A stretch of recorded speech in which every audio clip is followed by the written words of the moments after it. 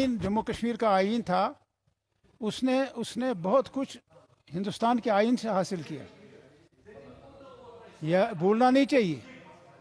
हिंदुस्तान की आइनसाज असेंबली जो थी, उसके मेंबर शेर कश्मीर थे, मौलाना मोहम्मद सैयद मसूदी था और मोतीराम बेगड़ा था और एक और मिर्ज़ा मोहम्मद अफजल बेग थे। सो ये चीज़ें मिल मिला के जो है हिंदुस्तान के आइन से बहुत कुछ हमने हासिल किया है, ये मिलता जुलता था। और जो इसमें माहिर लोग हैं उनका कहना था, जो मैंने अपने माजी के सालों में सुना भी है, यह आइन हिंदुस्तान के आइन से बेहतर है।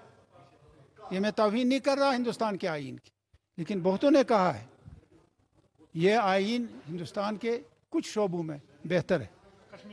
कश्मीर जम्मू कश्मीर का आइन जो इन्होंने हदफ कर दिया, और सितम ज़रीफ़ी देखिए, जिन्होंने ये अपने लिए आइन बनाया, अपने नुमाइंदों के ज़रिए से जो इलेक्शन में चुने गए, अपनी असेंबली में पास किया, वो आइन को ख़त्म करने में कानो कान भी यहाँ के अवाम को खबर तक नहीं रखी।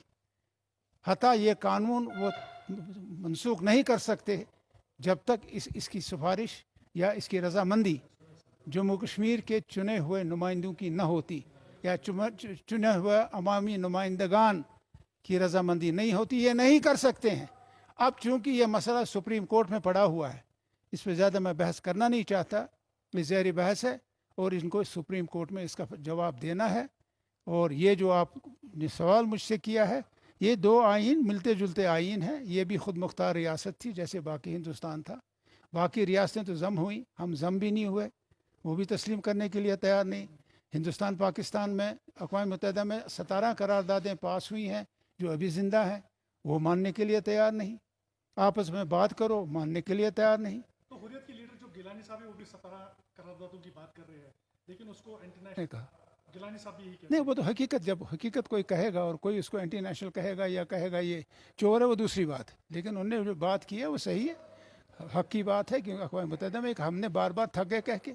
शेर कश्मीर ने कहा जो अब हम इंतज़ार अगर करते, याद रखिए, अगर हम इंतज़ार करते कि वो करारदादें कब मंजूर हों, तो हम ये कश्मीर वही होता जो 1947 में था। हम कुछ नहीं कर पाते।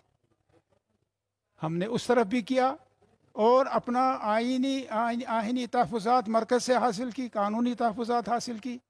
लेकिन बदकिस्मती से जो आज जमात है दिल्ली में जो इक़्तिदार में है, दूसरी मरतबा आई है, उनका तो एजेंडा है यही, वो एजेंडा पे अमल पैरा है।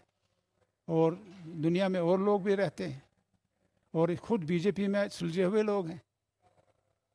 हक की तरफ, हक और बातिल की लड़ाई जो है, हक ही जीतता है। इनकार किया कि ऐसा हम सोचते भी नहीं हैं। जब आपने खुद फ़ोटो, आप ही के फ़ोटो देखे हमने अखबारों में, फ़ारूक साहब और उमर साहब और हसन मसूदी साहब जब हमारे वज़ीर आज़म से मिले, उन्होंने लाताल्लुकी इख्तियार की। और यही यहाँ के गवर्नर साहब से मिले, उमर साहब, तो आपको लगता है कि हमारे दिया है। यहाँ को धोखा देना है अपने आप को। अगर एक तरफ उंगली हमारी तरफ करते हो तो 4 उंगलियाँ आपकी अपनी तरफ जा रही हैं। आपने हिंदुस्तान के लोगों को धोखा दिया है।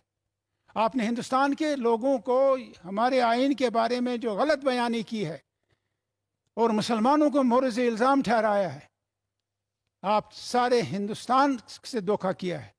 सारे हिंदुस्तान के अवाम को आपने जवाब देना है। आप यहाँ लोगों को मज़हब के नाम से बांट रहे हैं, मज़हब के नाम से कत्ल हो रहा है। इखलाक परस्ती बंद नहीं होती है। हिंदू फ़िरका परस्ती ने यहाँ जो किया, जो जुल्म किया 47 में, मैं पाकिस्तान चला जाऊँगा, दूसरे दिन ही उसको मार डाला। तो ये जिनसे बात करनी है वो तो इस बारे में सुनने के लिए तैयार नहीं है। क्या बात करेंगे आप? वो तो आपकी, अगर आप मुसलमान हैं और मैं मुसलमान हूँ, हमारी जान के पीछे लगे हुए हैं। हमारी तो थोड़ी बहुत हैसियत है। आम आदमी की बात कीजिए, जिनका जीना हराम कर दिया है। रोज लोग मर रहे हैं और वो कह रहे हैं जी हमने काबू पा लिया है। नहीं, नौजवान मौत के बैंठ चढ़ रहे हैं।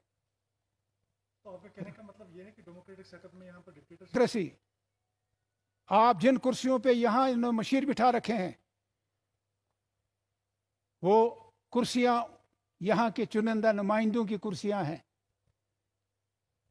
اور ان نمائندوں کی جن کو لوگ اپنے ووٹ سے اسمبلی میں بھیجتے ہیں، وہی قانون بناتے ہیں، قانون میں پھیر بدل کرتے ہیں اپنے صلاح مشورے سے، اور پھر قانونی شکل اس کو دیتے ہیں۔ سارے وہیں کے ریٹائر ہوئے ہیں، 2 دفعہ ایکسٹینشن دیا گیا ہے، باہر سے بٹھا رکھا ہے ان کرسیوں پہ۔ سر ایک آخری سوال ہے میرا، ابھی کچھ لوگ ایسے بھی ہیں جو چاہتے ہیں یہ کیا، یہ بچوں کا کھیل ہے؟ آپ آپ آپس میں ہی بات کر رہے ہو، میں یہ میرے ماتحت رکھو، مجھے ان کا سردار بناؤ۔ سرداری عوام کا حق ہے، اور سر چشمہ طاقت عوام ہے۔ یہ نیشنل کانفرنس کا نصب العین رہا ہے، اور اقتدار اور اختیار عوام کو منتقل ہوا 47 میں۔ یہ عوام فیصلہ کرے گی کہ ان کرسیوں پہ کون بیٹھے گا جو ان کے پھر حکم چلائیں گے۔ یہ کسی ایرے گرے نتھو کہرے کا نہیں ہے۔ نئی دلی کی بھی بازو رک جاتے ہیں قانونی آئینی طور، وہ کچھ نہیں کر سکتی جب تک عمل دخل اس میں، جب تک جمہوریت ہندوستان میں ہے، اور ہندوستان میں جمہوریت رہے گی۔